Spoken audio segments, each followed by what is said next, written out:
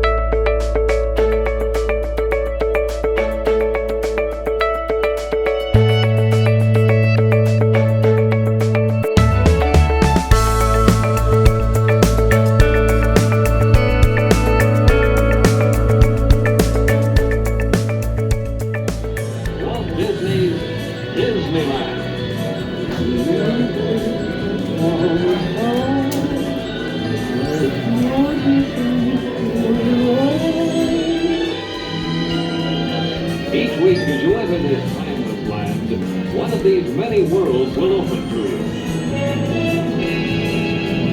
Frontierland. Tall tales and true from the legendary past. Tomorrowland. Promise of things to come. Adventureland. The wonder world of nature's own realm. Fantasyland, the happiest kingdom of them all.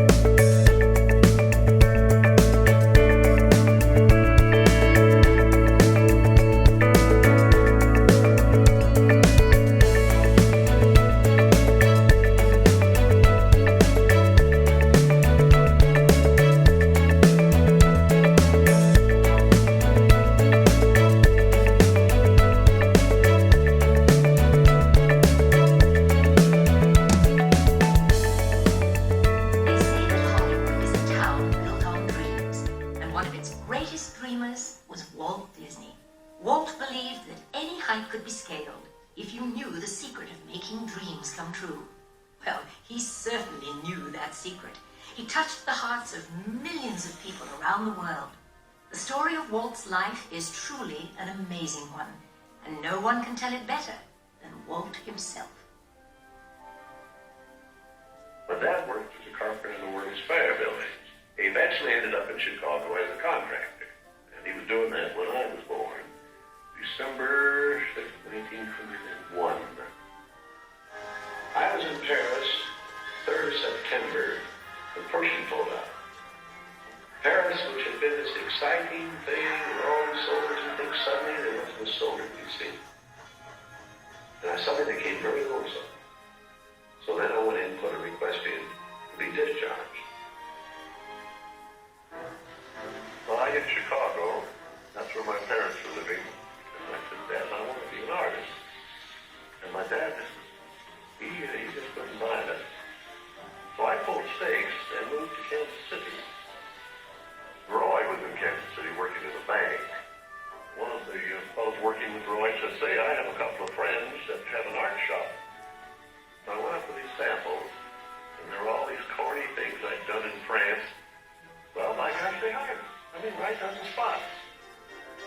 So I took the camera home, and then I started experimenting. Oh, okay. I put all my worldly goods in a cardboard suitcase. I went to Hollywood. Arriving there with just $40 in my pocket from my Kansas City ventures. Now, my brother Roy was already in Los Angeles. Both of us were unemployed. We solved the problem by going into business for ourselves. We established the first animated cartoon studio in Hollywood. Walt's dream was finally coming true. He had his first commercial success, Oswald the Lucky Rabbit. And Walt himself was lucky enough to marry the girl of his dreams, Lillian, a pretty ink and paint girl who worked at his studio. Then he was dealt a tough blow. On a trip to New York City, he learned that through a contract loophole, he had lost ownership of Oswald. And to make matters worse, the distributor had signed away all of Walt's artists. Devastated, he headed back home to California. But something happened along the way that would change his world forever. Mickey Mouse came into our life. He popped out of my mind onto a drawing pad on a train ride from Manhattan to Hollywood at a time when the business fortunes of my brother Roy and myself were at lowest ebb and disaster seemed right around the corner. His first actual screen appearance was at the Old Colony Theater in New York in Steamboat Willie. He was the first cartoon character to stress personality, and I thought of him from the first as a distinct individual. I did the voice. Hang on, pal. Here we go.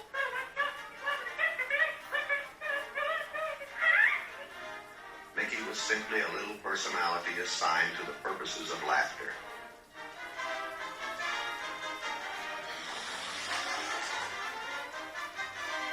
Mickey fitted the need exactly. He brought in the money which saved the day. He enabled us to explore our medium, and he paved the way for our more elaborate screen ventures. By nature, I'm an experimenter, so I had another idea which was plaguing my brain. It was the silly Symphonies. It was a series without a central character. Every one was a new type of subject to give us something to reach out and accomplish something different.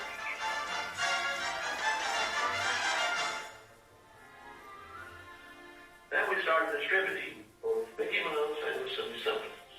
It was nip and tuck, get them out. Walt began to push himself and his artists. He worked day and night, and when he wasn't working, he was worrying about the future. And then the inevitable happened. In 1931, he suffered what he called a heck of a breakdown. So he took Lillian on the first vacation they had ever had. By the time he got back, he was a new man and ready to get back to work.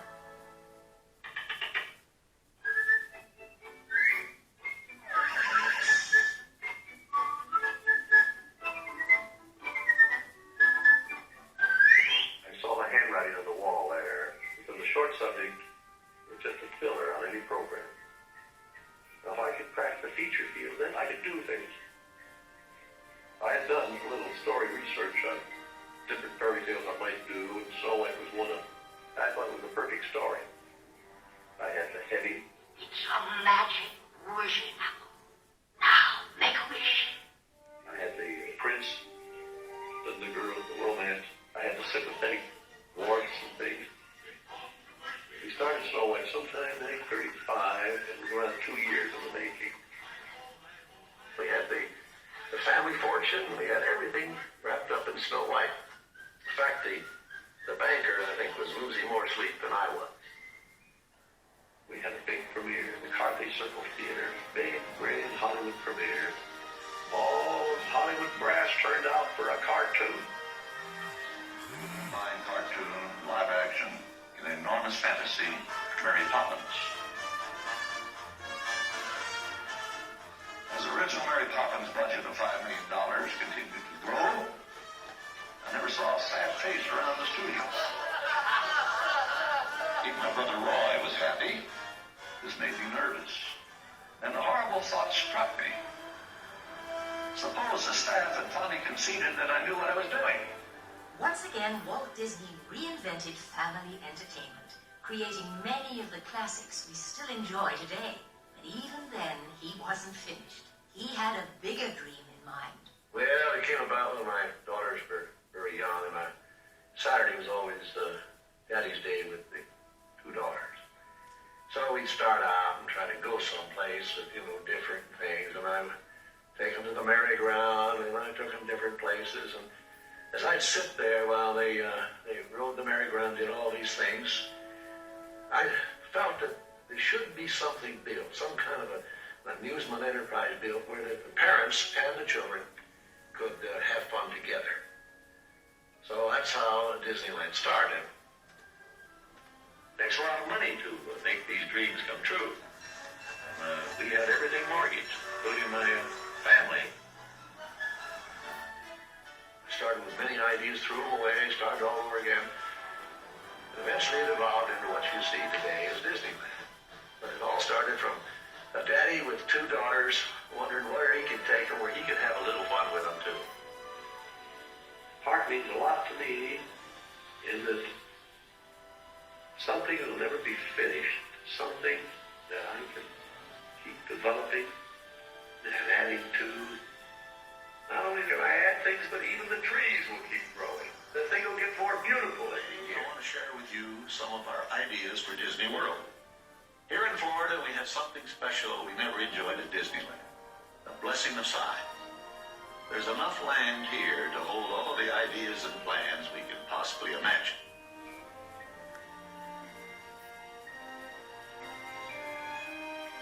Everything in this room may change time and time again as we move ahead. But the basic philosophy of what we're planning for Disney World is going to remain very much as it is right now. We know what our goals are.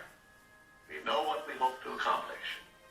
And believe me, it's the most exciting and challenging assignment we've ever tackled at Walt Disney Productions. Well, after 40-some-odd years in the business, my greatest reward, I think, is that I have the public appreciate and accept what I've done all these years. That is a great reward. And I think by this time, my staff, my group of executives are convinced that Walt is right, that quality will out. And I think that'll hang on after Disney. Walt Disney once said, "I hope that we never lose sight of one thing, that it was all started by a mouse." But we know it was really all started by a man with a dream, and a mouse. Like a bolt out of the blue, fate steps in and sees you through. When you wish upon a star, your dreams come